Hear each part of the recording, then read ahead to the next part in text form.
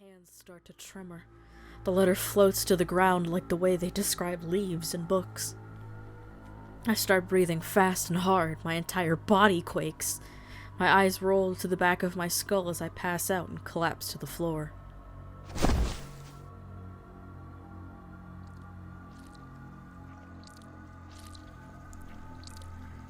I'm back here. Did I die? Was that everything? Was that the end of my memories? Kind of abrupt, to be honest. Oh. Did you ever hear the story about the girl in the sweater? No? Of course not. It's still being written. I hear it gets down like grizzly. I'm so excited. What is this thing? What am I? What are you? What is anything? Anything was nothing at all before.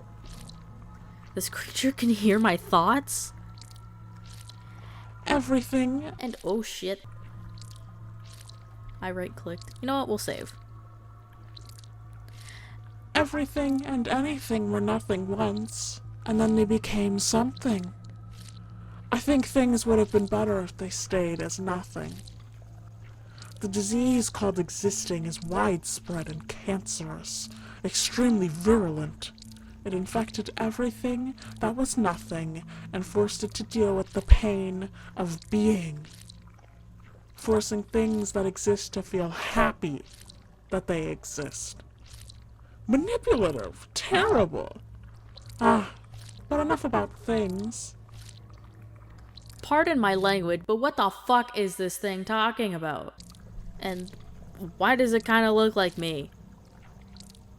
Ignoring my confusion, the creature steps around me and outside of my vision. It fiddles with something behind me. The slurping sound grows faster. This world fades again.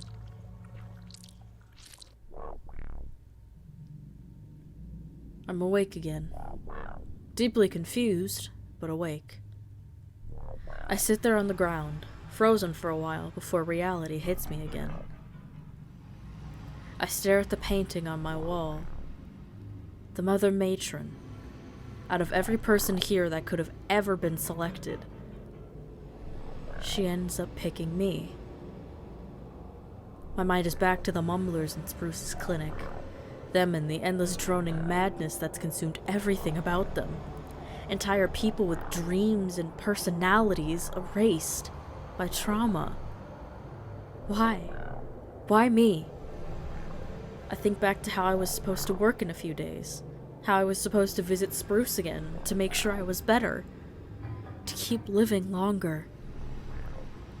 No matter what I wanted to do, the decision was made for me. The mother needs me.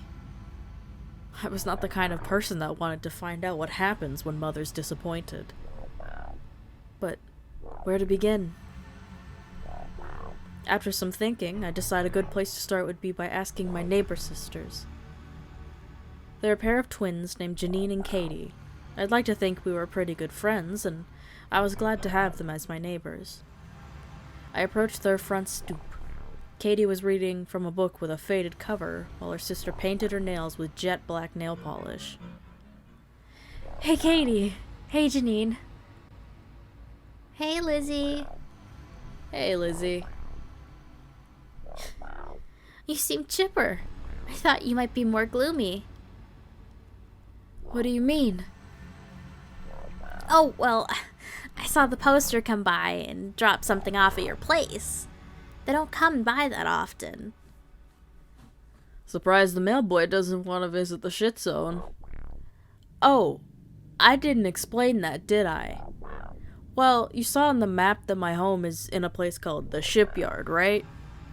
It's not actually called that. See, it's actually named after the fact that this area is where the majority of the sewage and waste is discarded. I'm sure you can guess what the actual name is, knowing that. Cursing makes me feel bad, though, so I call it the Shipyard instead. You absolutely cannot evade the smell here. It's awful. Sticks to everything like a film. I've gotten mostly mostly nose-blind to it at this point, fortunately. Though sometimes I still have to break out the perfume. Is it one of those letters? Yeah. Red seal. Oh, no. No! Ouch. Hope you don't die or lose your mind. Janine! What? Just being real. It's nice knowing you. Don't be so insensitive! It's okay.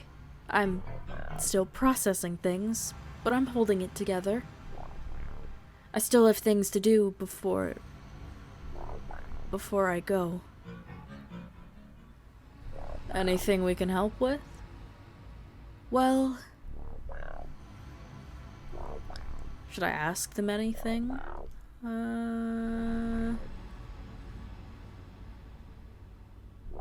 Do you know anything about the crepuscule? Sorry. I don't think I know much more than you, I'm afraid. Yeah, the books never really went into what's down there. The Mother Matron never really talks about it other than how dangerous it is, and there's not any first-hand accounts of it to go off of.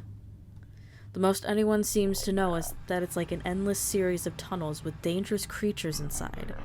Some people say the crepuscule is constantly shifting and morphing, almost as if it's alive. But that's just a rumor. Again, no first-hand accounts.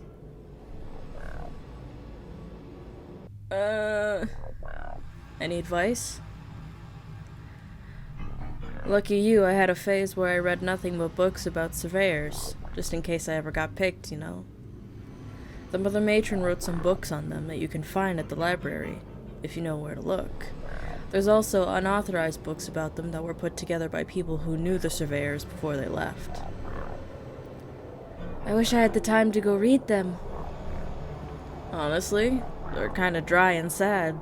Probably better to get the highlights from someone else. Best advice I can give you? Preparation is key. Try to be ready for everything and anything. Also, bring something sharp. Hope that helps. Okay, thanks.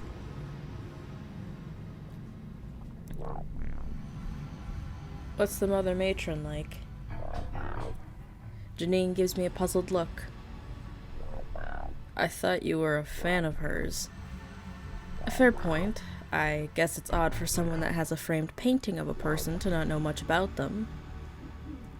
I mean, I look up to her and I've read the scriptures like most everyone else, but that's different than meeting her in person. She nods understandingly, then shrugs. Fair enough. Unfortunately, I've never met her, so I wouldn't know. Katie shrugs with an apologetic expression. She has also never met her. Know where I can find Pucks and or Rich? Nope. Can't say I know them. Katie? Me neither. Sorry. Maybe you should ask around the market? I'm sure someone there would know. Maybe try Meaty Marrisa? She's a little odd, but you'd be surprised what kind of information she can dig up. Don't recommend trying her cuts, though. Unless you've got a barf bag. Why is she called Meaty Marrisa? 'Cause she sells weird meat. Oh. I thought there'd be more to it for some reason. What more do you need in a name? Well, this isn't a question. You guys can have my stuff when I leave. Sweet. Dibs on the bed. Janine! Lighten up. I'm kidding. Kind of. Let's be real, though. Would dying really be the worst thing that can happen to you? Oh my god, what is... Oh, wait. Wrong voice. Oh my god! What is with you today? Like you and I haven't had this exact conversation before. Everyone wants to make happy, like the toilet bowl they live in doesn't stink of shit. Doesn't everything about this place make you feel like closing your eyes forever sometimes? Janine, what are you even saying? That we'd all be better off dead? Kinda. Not like I'm rushing to the noose or anything, but I feel like it would be a relief. That seems like a really sad way to look at life. Life can be hard, but there's always bright spots worth seeing. People to love. Happy moments that stay with you forever. Katie doesn't see it, but Janine gives, I don't want to say it, but jerking off motion while rolling her eyes. I can't say she doesn't have a point, though. I mean, I know where things are heading. Maybe it's better I make peace with it. Don't talk like that, Lizzie. You're going to come back. I know you will. Katie, you know no one has... It doesn't matter. You'll be the first. You'll make it back in one piece. Even if you don't believe it, I do. I believe in you, Lizzie. Katie. For what it's worth, if anyone was ever to make it back, I think it would be someone like you. Still got dibs on the bed, though. I don't really see the point in asking what she's reading. Yeah, nah, I have everything I need. Alright. Thank you guys for your help. I should get going. There's a lump in my throat. I swallow and talk through it. It was really nice knowing you guys. Suddenly, Katie embraces me tightly. After a moment, she looks at me with twinkling, moist eyes. Lizzie, you better come back. I'll never forgive you if you don't. She holds me for a moment longer, burying her face in my chest. Before she can stain it with tears, she pulls back. I can't think of the right words to say, so I simply smile at her and say thank you. Janine simply gives me a gentle wave. It's subtle, but I know that's something she rarely does for people. Take care, Lizzie. We'll be rooting for you. The atmosphere was chaotic as people would rush in and out to buy food and other supplies with their allowance. I felt my senses bombarded by the endless chatter and the myriad of smells, many of which were quite unpleasant, and I lived near a sewer. Through the crowd, I slipped to what I hoped was the west side of the market. I tried to keep my eyes above the crowd to find that mysterious, Meaty Marrisa character. I found her quickly, or rather, I heard her. Fresh meat! Fresh meat! Come and get your fresh meat! Come one, come all! Tired of rathead cheese? Absolutely sick of fly patties? Come try the most unique cuts of meat you can find in the boarding. Flavor beyond comprehension. Beyond. Then, she finds me, her eyes locking on me like a hawk. You there! The beautiful lady with the sweater. Come, come! Try Meaty Marissa's signature cuts. Name pending. Against my better judgment, I step towards the stand. I'm pretty sure I found her, but I ask anyway for confirmation. So, you're Meaty Marrisa? I've been looking for you. Ah, I see my reputation precedes me. Another eager customer looking for the most scrumptious, sumptuous, munchous meat. You won't be disappointed. No. Before I say anything, the strange girl dangles a big fat slab of meat in front of my face.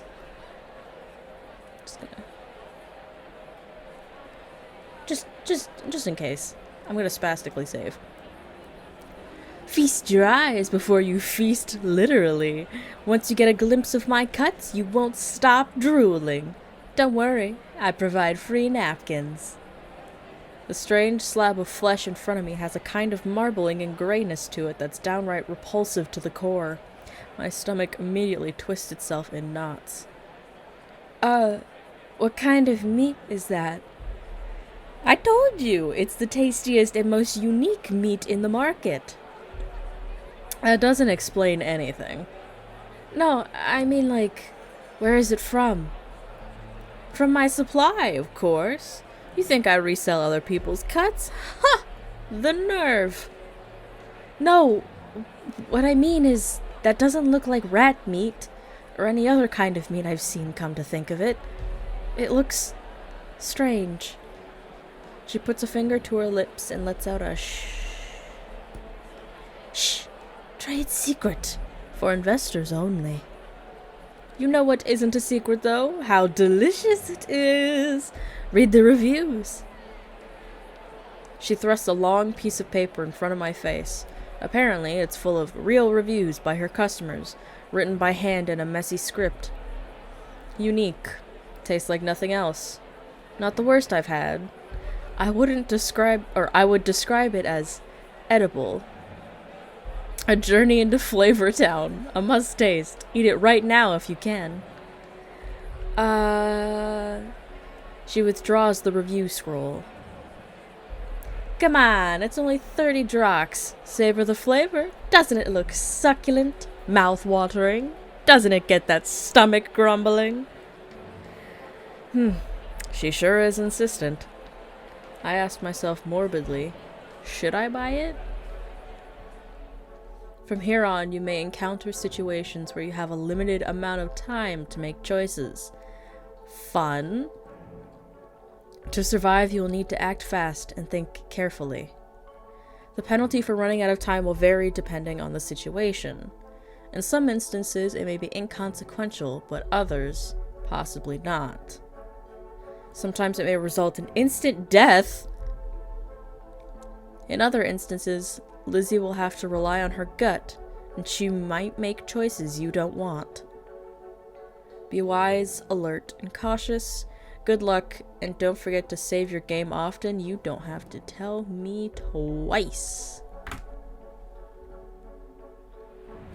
Should I buy it? Yeah, sure. Who knows? If we're going into the crepuscule, maybe we need a mysterious slab of meat. I knew this was probably a mistake, but... Sure. I'll buy it. Okay. Wait!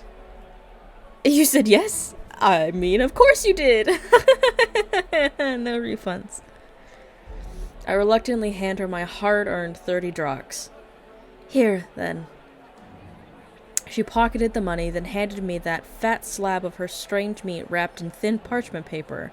It's already almost transparent with slime. I held the meat in my hands, realizing that I overlooked an important detail. I had nothing to put the meat in. I'd have to put it in one of my pockets. I did not like that sound. Filled with dread, I slid the parcel of meat into my pocket. I heard a disgusting squishing sound and regretted both the purchase and my very birth instantly.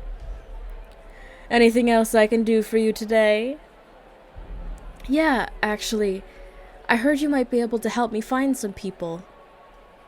Here for the flesh and for the fresh information. I'm happy to oblige a happy new customer. It's on the house this time.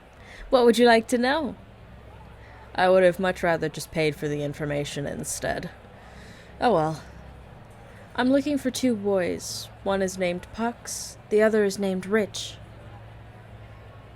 Don't know a lot about Pucks. Rich, though, you're in luck.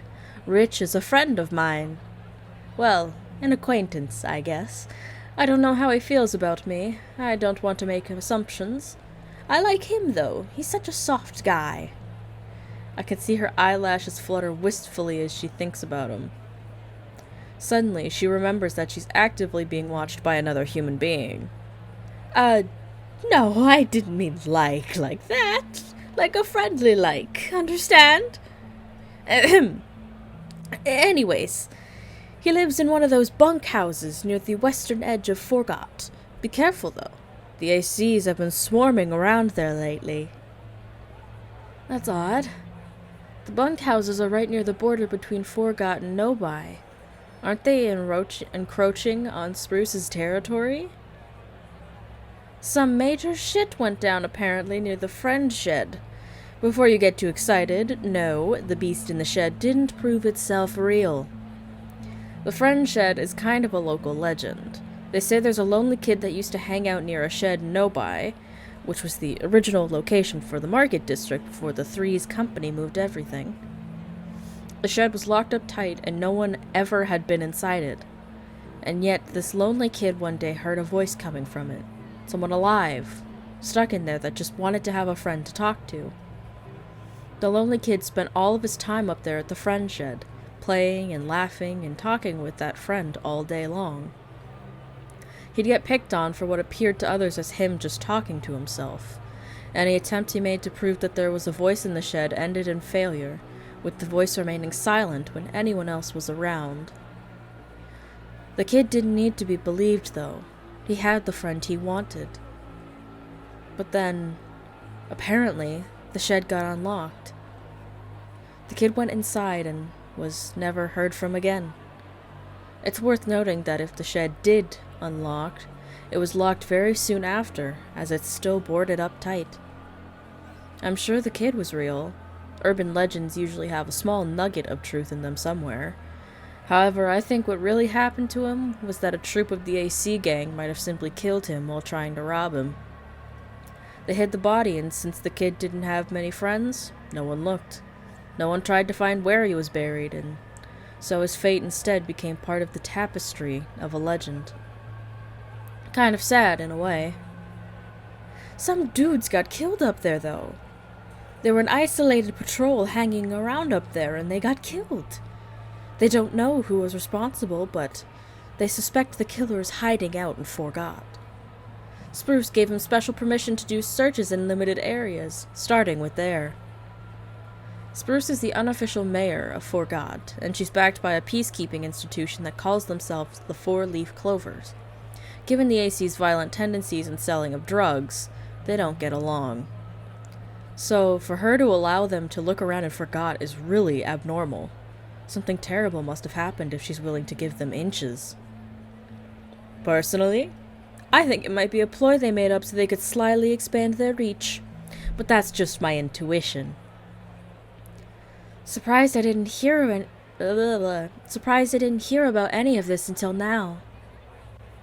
AC's gotta project an aura of being in control if they want people to take them seriously.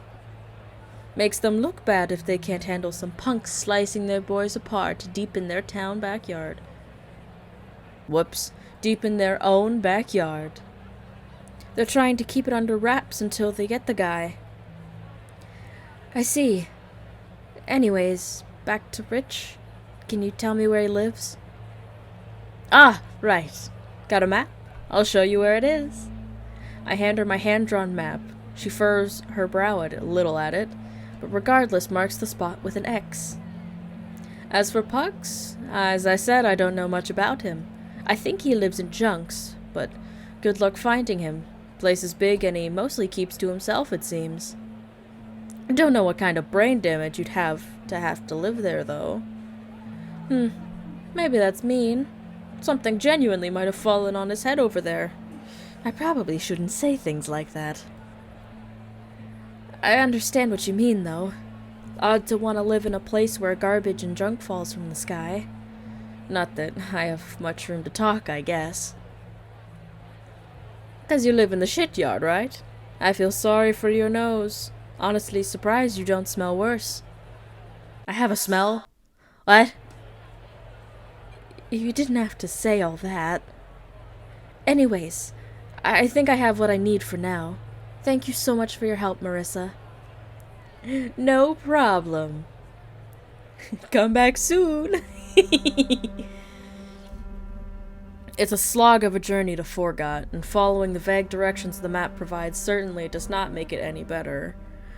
I really should make a more detailed map sometime. Why was this place called Forgot anyways? I really wish I remembered. Oh, that was why. See, it's a funny story, actually. The story goes that the name comes from a kerfuffle that happened over... Ugh. Give me a second. Apparently I'm not here today. The story goes that the name comes from a kerfuffle that happened forever ago, back when the originals were laying the foundations of the boarding. By that I don't mean the buildings and stuff, they were found where they are. Wasn't really fit for life though, so the originals were tasked with making it livable. Eventually, once things were settled, the originals began sectioning off the boarding into districts, being named by whoever was appointed to run that particular district. Forgot, before it was named Forgot, was established by Saren Butcher Hotchkins, who was best friends with Junk's founder, Possum Brady. Neither were people of good reputations. The two went on a celebratory romp with some jugs of potato rum and their homemade chemical concoction, a drug that would eventually go on to be called canned heat. Anyways, as you might have heard earlier, stuff falls from the sky in Junk's. Well, at the time, that had not happened yet. There was garbage there, but no one had ever seen it fall from the sky. Can you see where this is going? A porcelain pug dog, about half the size of a person, fell right on Butcher's head while he was taking a massive huff of canned heat, exploding on impact in a mess of shards. Miraculously, Butcher survived, but with permanent memory loss, and so, when it came to officiate the naming of his district, they asked him what he would like to call it. I forgot. I really don't care. And so, one of his subordinates got a little creative with the styling, and the name Forgot was born. Bonus fact, canned heat went on to become an extremely popular substance, as some blamed Butcher's survival on the drug's supposed side effects of near invincibility. The AC gang apparently has a cornerstone on that market and charge a premium for it, though people have made up their own cheaper concoctions in an attempt to approximate it. I don't recommend trying it, especially the homebrew kind. Stuff can melt your nose clean off, and moreover, it does not make you invincible. It just makes you numb to pain, or at least that's Spruce's conclusion on the matter. Sorry, sometimes I have too much fun talking about stuff I've learned. The boarding isn't a nice place to live exactly, but it has character to it. Its history especially. I shouldn't waste so much time expositing, though. I'd be in a lot of trouble if I ran into an AC gang patrol. Careful not to make much noise, I closed the door behind me. No interest in being hassled by the ACs. I just want to find Rich and get out of here. Ideally, I should try not to spend too long in one place. I haven't run into anyone yet, but who knows?